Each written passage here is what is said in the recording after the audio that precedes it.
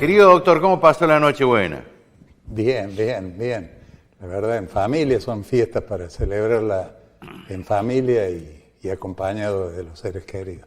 De mi parte, un abrazo para toda su familia y el deseo que tenga un hermoso año nuevo. Es recíproco el afecto y que termine muy bien el año, Alfredo. Bueno, doctor, ¿qué expectativa tenemos los argentinos? En otro país, ¿se combate la inflación con más inflación? Creo que me aclare esto porque estoy desconcertado. Bueno, Alfredo, yo creo que esta angustia que se está viviendo, en la cual hay que ser muy cuidadoso con los conceptos, con tratar de ver un poco más allá de las simples expresiones, para poder delinear cuál es el camino que está eligiendo el gobierno, que no debiera sorprender porque quien está gobernando y que ha sido votado por una amplia mayoría en la segunda vuelta, ya dijo por dónde iba a transitar. Lo que pasa que a veces el decir hay que ver quiénes son los ejecutores. Y cuando uno ve los ejecutores de esta política, de alguien que ha dicho que es anarcocapitalista, es decir, que el sinónimo de anarquismo está en su concepción, pone a personajes como el ministro Caputo para llevar adelante la política económica, uno ya empieza a entender por qué cuando se hace el diagnóstico se exageran las cifras, se dice que hay 15.000% de inflación, 90% de pobreza. Entonces esa visión apocalíptica la vamos a solucionar aplicando la medicina más amarga y más dura, que es precisamente este fenomenal ajuste que ha sido enunciado primero por un decálogo de medidas por el ministro Caputo y luego con este DNU de destino incierto que ha firmado el presidente. Doctor, qué bien que estuvo, me aclaró mucho. ¿Sabe por qué? Porque usted nos dice, mienten de que es un desastre para justificar una estafa.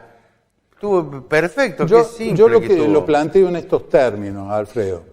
Yo creo que el país necesita cambiar muchas cosas, sobre todo en materia económica. Lógicamente que no veníamos viviendo en Suiza, ni con inflación cero, ni salarios crecientes, empleo creciente, ni una economía que estuviera premiando a la inversión productiva. Pero una cosa es con qué herramientas los vamos a hacer y si realmente las herramientas que se han elegido es para llegar a ese destino de bienestar, de inversión productiva, de crecimiento. Yo le hago una sola pregunta respecto al decálogo del ministro Caputo. Él dice que el problema más grave es el déficit fiscal. Sí. Estoy totalmente de acuerdo.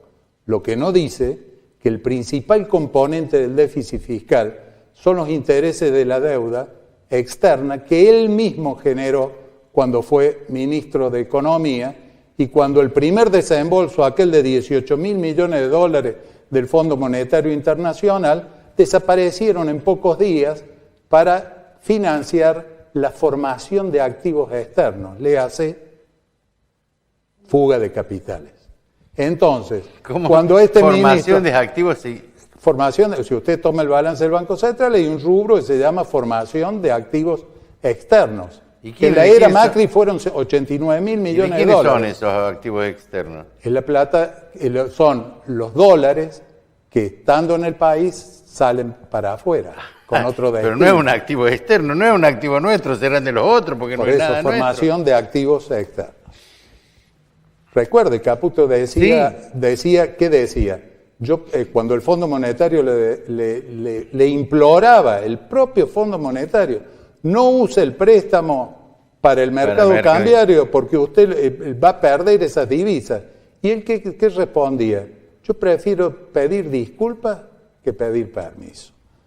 Eso lo dejo planteado como una pregunta. Después viene su decálogo de ajuste monetario, de ajuste fiscal, una devaluación monstruosa para poner el tipo de cambio en niveles de un crecimiento y de una devaluación de la moneda muy grande que a quién afecta, a los asalariados. Entonces, cuando uno expulga ese decálogo, dice, bueno, entonces la casta, ¿quiénes son? Los asalariados, los jubilados, los pequeños y medianos empresarios. Entonces, ahí yo lo dejo planteado como una pregunta. Y cuando vamos al decreto ómnibus, es un decreto de necesidad y urgencia. Entonces también surgen preguntas. ¿Qué necesidad y urgencia hay de privatizar el Banco de la Nación Argentina? El banco más grande del sistema financiero nacional, que siempre, salvo en determinadas épocas cuando se le prestaba a exportadores que después no lo utilizaban para lo que era. ¿Cómo se llamaba? ¿Vicentín? ¿Era? Vicentín, sí. Salvo eso, siempre ha sido un banco al servicio de la producción, al servicio del pequeño y mediano empresario, al servicio de los profesionales. Basta leer su carta orgánica. Parece que hay necesidad y urgencia de privatizarlo. Tan es así que se toma la ley Dromi, en la cual ni el propio Menem se atrevió a privatizar el Banco Nación, porque estaba expresamente excluido. Hay necesidad y urgencia. ¿Qué necesidad y urgencia hay de convertir los clubes de fútbol en sociedades anónimas? ¿Qué urgencia hay de tomar medidas vinculadas al mercado interno para permitir que las señales satelitales queden libres? ¿Qué necesidad y urgencia hay de tener cielos abiertos?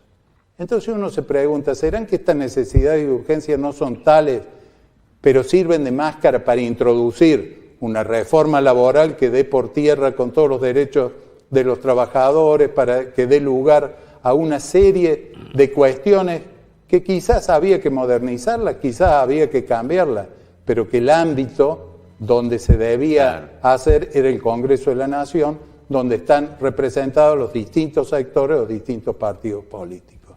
Entonces es preocupante pensar que por un decreto de necesidad y urgencia se quiera derogar la nación, la república, porque acá va a haber problemas con este decreto, no solamente por la resistencia de los sectores afectados, sino el propio Congreso, el mismo Poder Judicial, que va a tener que resolver por un aluvión de inconstitucionalidades y cuestiones que tiene el decreto, que aparentemente su cerebro ha sido alguien que ni es ministro, pero sí lo fue, y sabemos de dónde proviene, que es el doctor Sturzenegger. Entonces, cuando uno ve toda esta... El mismo del Mega Canje, ¿no? El mismo. Que estuvo procesado. El mismo. Ahora, entonces, cuando uno ve ese cuadro de situación, ve los actores, ve las consecuencias y ve esta llamarada inflacionaria, que como bien usted describió, con medidas que son contradictorias a combatir la inflación. Por ejemplo, bajar la tasa de interés. El mundo ya mostró que cuando sube la inflación, la herramienta monetaria de los bancos centrales, lo vimos con la Reserva Federal de Estados Unidos, lo vimos con el Banco Central Europeo, lo vimos con el Banco de Inglaterra, es subir el tipo de interés. No, acá lo han bajado al tipo de interés para los depositantes en pesos, es decir, para el ahorrista en pesos. Hay una licuación fenomenal de los activos que terminan perjudicando a los más débiles y a los sectores que necesitan tener estabilidad de su ingreso, estabilidad de su trabajo, y vemos que todos los días hay aumento de combustible, aumento de tarifa, y el presidente dice que hay más. Bueno, veremos qué es lo que hay más. Cuando usted dice esto perjudica, ¿se refiere a las pequeñas y medianas empresas, doctor? Por supuesto, a las farmacias.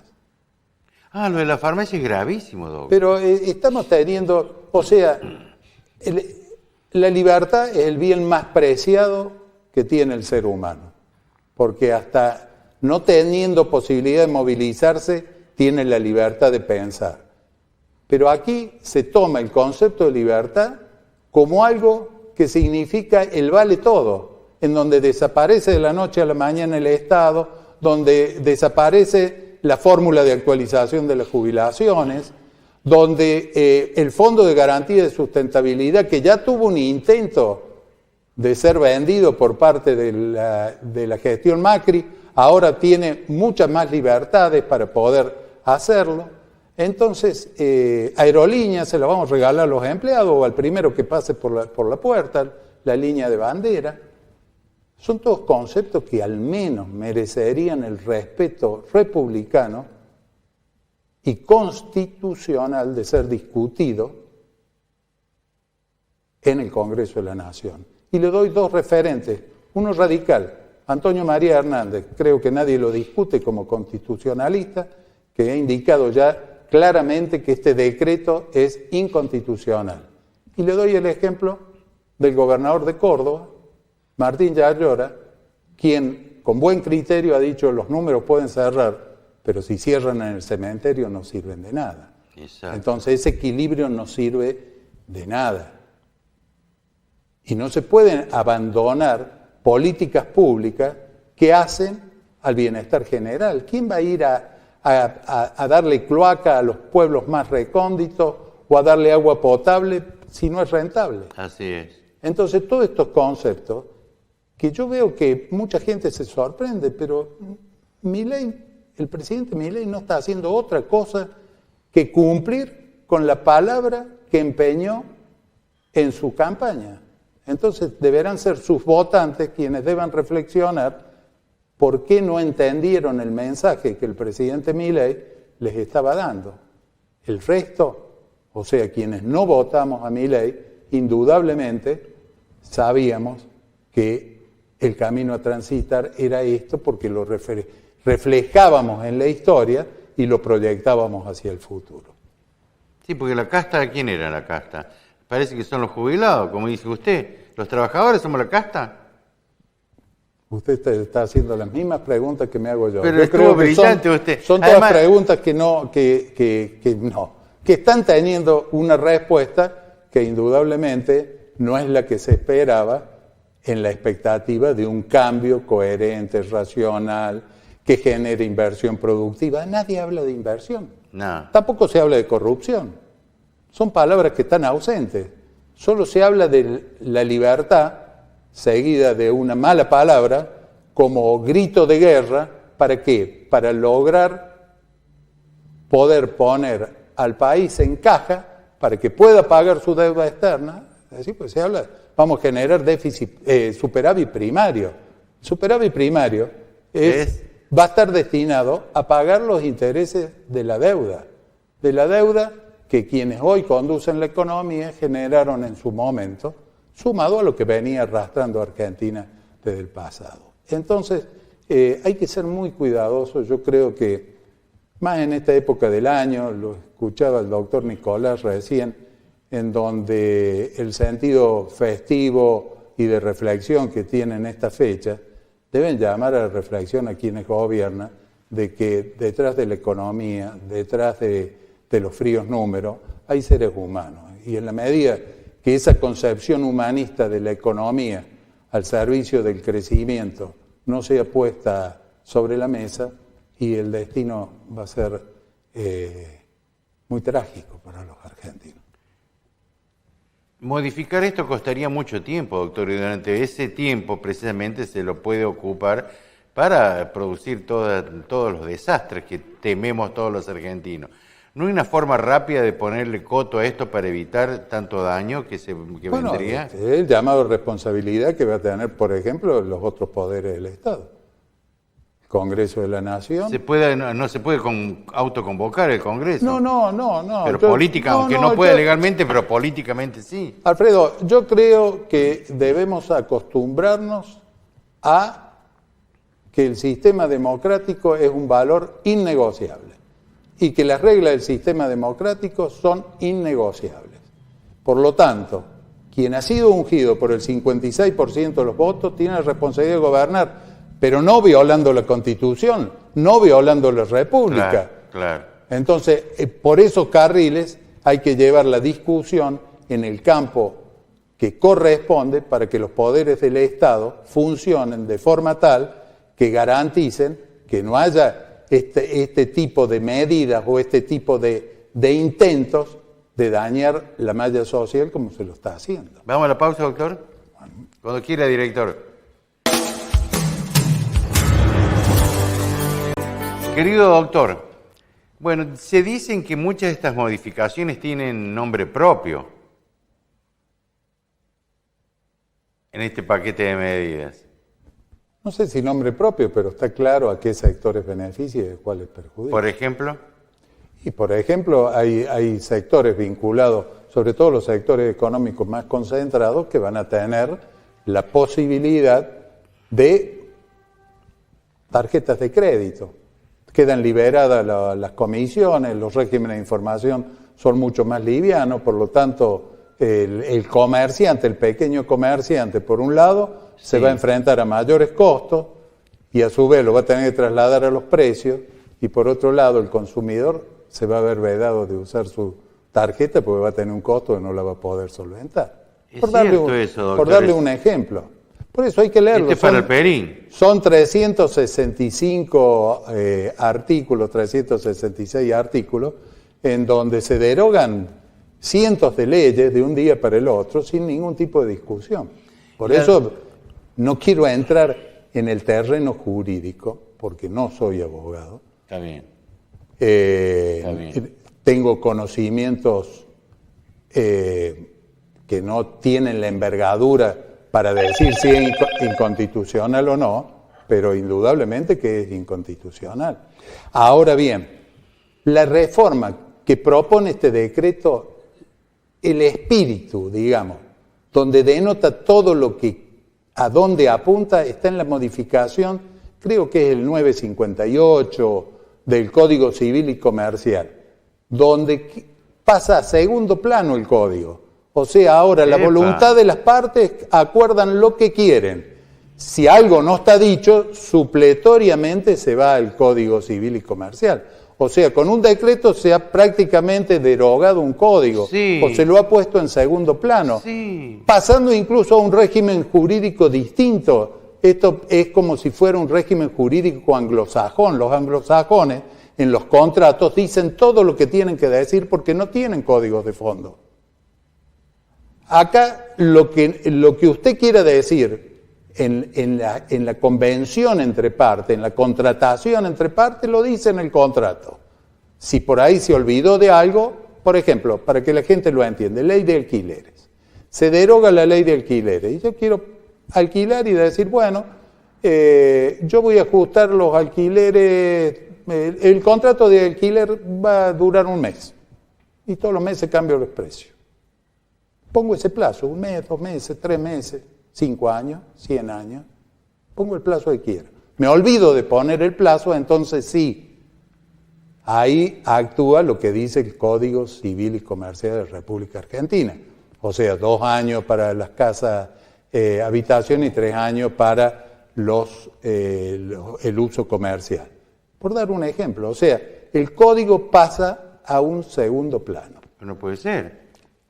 Doctor, la desregulación del sector farmacéutico es para Pharmacity, porque el abogado Pharmacity es el que es presidente de la Corte Suprema de Justicia. Mire, yo no me atrevo a decir para quién es, porque incluso las propias farmacias, y en Córdoba en particular, han dicho que están sus abogados estudiando cuál es el alcance, porque todo este decreto hay que verlo a la luz de lo que dice y de lo que deja de decir y cómo se lo va a instrumentar. Entonces, no puedo decirlo y estaría pecando contra la verdad de decir esto es para fulano o para sultano. Bueno, se dice que, por ejemplo, Aerolínea es para Bornequian. Bueno, tenemos el tema satelital, esto lo puedo decir porque lo ha dicho el propio presidente. Ese es más grave, doctor. El propio presidente ha dicho que a él le gustaría que Elon Musk con su empresa satelital operen en la Argentina y que por eso él desregula y liberaliza la política satelital. El presidente quizás no ha tenido tiempo de ver los antecedentes, pero Elon Musk ya registró su empresa en la Argentina. Ya está registrada. ¿Pero por qué no la puso en marcha? No la puso en marcha porque él no quería tener ninguna regulación del Estado y ni mucho menos tener que rendirle de cuentas al ARSAT. Entonces sí está. O sea, no es para que venga, ya vino. No operó porque no quería ningún régimen de regularización. Y control, perdón. Pues también se dice que la ley del ingenio es para favorecer a Blaquier. Bueno, esto está, También. por eso le dije al comienzo, Alfredo, yo todos... quiero ser muy cuidadoso y quiero ver cómo se van desarrollando los hechos y cómo se va discutiendo lo que dice, lo que deja de decir, lo que dice entre líneas el decreto y cómo se pretende ponerlo en marcha. Si es que ese decreto finalmente no es rechazado por las comisiones del Congreso. Lo cierto es que esto ha merecido unas críticas generalizadas. Sí, reacciones Bueno, generalizadas. y reacciones, sí. Pero ¿por qué no se expresan, por ejemplo, los colegios profesionales, las universidades, los partidos políticos? Porque hasta ahora es la gente la que ha salido a protestar. Bueno, cada uno es responsable de expresarse o no. Y después también deberá asumir la tranquilidad de conciencia de haber expresado, tanto a favor como en contra, cuando una medida es puesta en marcha. Bueno, yo digo esto porque no soluciono nada con que yo vaya todas las noches a protestar al centro. No, seguro. Porque ellos dicen, bueno, después de producido este anuncio tienen tantos días para ejecutarlo. Si sale otro anuncio, tienen otros 9 días para ejecutarlo. Después viene en enero, ya viene enero, no hay congreso. Entonces los tipos van ejecutando todas las medidas sobre esa base. Bueno, por eso les repito, estamos en una república, la Constitución lo dice bien claro, tenemos poder ejecutivo, pero tenemos poder legislativo y poder judicial. Y está la herramienta ya vigente de las sesiones extraordinarias, o sea que este proceso no se detiene. Argentina no se puede dar el lujo de tomarse vacaciones en enero frente a la magnitud de los cambios que se están proponiendo y de lo que esto implica. Doctor, ¿usted estaba de acuerdo con que Argentina se adhiriera al grupo internacional donde está China, India, Brasil? Yo creo BRICS. Que Argentina no puede darse el lujo de no estar donde está Brasil. Muy bien, doctor. O sea, donde está Brasil tiene que estar Argentina. Y tiene que estar con voz propia y también con la voz de la región, junto con la mayor economía de Sudamérica, que es Brasil. Entonces, decir no vamos a estar donde esté Brasil porque lo gobierna Lula, o no vamos a tener relaciones con China, cuando entre Brasil y China tenemos 3/4 partes del comercio exterior argentino. Y después le pedimos a China, no, pero renuéveme el swap porque tengo que pagarle al Fondo Monetario Internacional. Entonces, todas esas contradicciones le hacen mucho daño al país. Doctor, porque se pierde credibilidad, discúlpeme, Alfredo, porque toda esta discusión que estamos teniendo es porque hay un claro enfrentamiento entre quienes queremos ver una Argentina productiva. Queremos ver un gobierno que gobierne con inversión productiva, basta de gobernar con deuda, basta de gobernar con emisión monetaria, basta de gobernar con inflación. Probemos lo que nunca hemos probado en los últimos 40 o 50 años, gobernemos con inversión productiva. La inversión productiva requiere una serie de elementos y de seguridades que den la esperanza al pueblo de que va a tener un trabajo digno, que la dignidad que se consigue a través del trabajo no se consigue a través de un plan, no se consigue a través de una dádiva, o sea que el presidente diga, bueno, la visión social que yo tengo es aumentar de 20.000 a 40.000 la asignación universal por hijo, o aumentar de acuerdo a la cantidad de hijos también un 50% la tarjeta alimentar. Y hemos sumido, al menos hasta ahora, en la incertidumbre total a los jubilados, a los asalariados. Entonces eso no es lo que quiere el argentino quiere trabajar, el argentino de bien quiere trabajar. ¿Y por qué usted está perfecto, hermoso cuando dice yo quiero la Argentina productiva? Porque ahí somos libres y somos independientes si tuviéramos una... ¿Por qué no tenemos un país productivo? Y precisamente por eso será que usted dice. Qué barbaridad, doctor. ¿Y por qué Brasil, por ejemplo, tiene casi 500 millones de dólares, o no? Y nosotros no tenemos ningún dólar. ¿Por qué siempre está bien industrializado Brasil y Argentina no? ¿Es por culpa de los empresarios o es por culpa de nuestros economistas? Estaríamos horas viendo eso porque hay que remontarse a la historia, a las primeras explosión de deuda externa de los países, Brasil, ¿en qué la aplicó? En su industrialización. Otra verdad. En el desarrollo de San Pablo. ¿Nosotros en qué lo aplicamos? En la formación de activos externos, como le dije recién. En fugar capitales. ¿Y el primer Caputo fue Rivadavia entonces? Y mire, por eso le digo, estaríamos horas, porque nos tendríamos que remontar a la Baring Brothers y todo eso, pero todo eso es pasado y el mundo ha cambiado. Sí, doctor. El mundo está en una situación muy difícil. Nosotros estamos discutiendo esto, pero no hay que perder la visión hacia el exterior. El mundo está en crisis. El mundo está expulsando gente fuera del sistema. Basta ir a ciudades de Estados Unidos. Un destacado profesional de medicina me comentaba días pasados que había estado en Estados Unidos dando sus cátedras, sus charlas, pero él, como es un hombre inquieto como todos nosotros, se mete, va, busca, entra a los supermercados, habla con la gente, y veía a la gente durmiendo en la calle en Estados Unidos. Sí. Vio lo que se está transformando sectores de la propia Nueva York. Entonces, el mundo está en crisis. Argentina tiene litio, tiene gas, tiene alimento, tiene materia gris, tiene desarrollo tecnológico. Pero tiene argentinos. No, los argentinos son los mejores del mundo, Guruceta. Menos Tenemos clase dirigente que no pone la proa hacia la Argentina productiva. La Argentina que define un sistema tributario, que define una administración tributaria para que las empresas sepan dónde están paradas. La Argentina que define una estrategia de inserción en el mundo, cuáles son las cadenas de valor a las cuales nos vamos a integrar, dónde tenemos competitividad, salvo que querramos una Argentina que solamente lo que va a hacer es vender sus recursos naturales. Y una vez que se terminen de vender esos recursos naturales, la nada misma. Doctor, pero es fácil, entre el bien y el mal. ¿Y por qué nosotros elegimos el mal? O alguno de nuestra clase dirigente coincide en elegir el mal y no el bien, siendo tan fácil.